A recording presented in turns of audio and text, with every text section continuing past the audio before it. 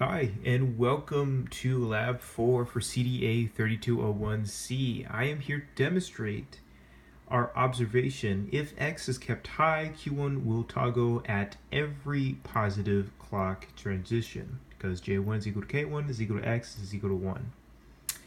So this is fairly simple. We have our CD 4027 chip on the left. We also have a 7400 chip, which is a NAND gate chip on the right, and we use that for our Z. These corresponding LEDs. This is X, this is Q1, Q2, and this is Z. Okay, and then for the switches, for switch number 1, we have X. For switch number 2, we have the reset. And then because I was having a bit of an issue, I'm not entirely sure why. I tried troubleshooting the pulse switches, but I just can't seem to get them to work. So we're going to implement a pulse switch through our logic switch.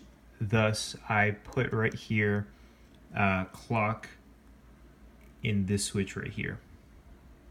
Okay. So this is a fairly short observation. X is already high. We are currently at a negative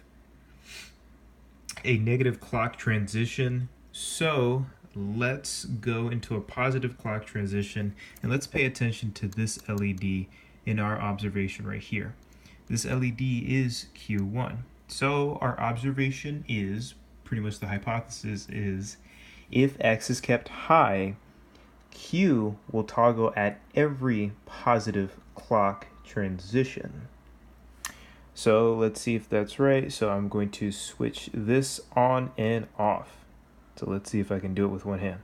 I'm going to pay attention to this LED one more time. That one is Q1. And we have X is high. And let's see what we get. So we are going to switch it. So we have a positive transition. We go back to a negative transition. Q1 turns off. Positive transition. Negative transition. Positive transition. Negative transition. And if I only connected this wire to clock 1, there are 2 clocks in fact, but clock 1 has to do with Q1.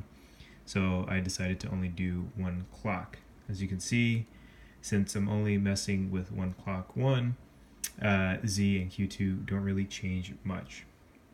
So since we see that every positive clock transition, Q1, does light up, let's test the opposite. The opposite being that if X is low, will Q1 light up at a positive clock transition?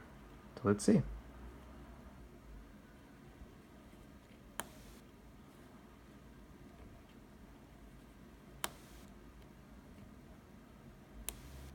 Okay, so no, it does not light up whatsoever in a as X is low.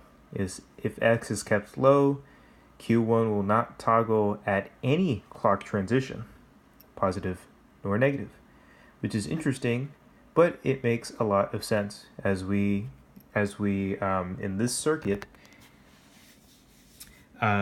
we see that J1 is equal to K1, which is equal to X, which is equal to 1. And if X is 0, if X is kept low, then J1 and K1 will always be low.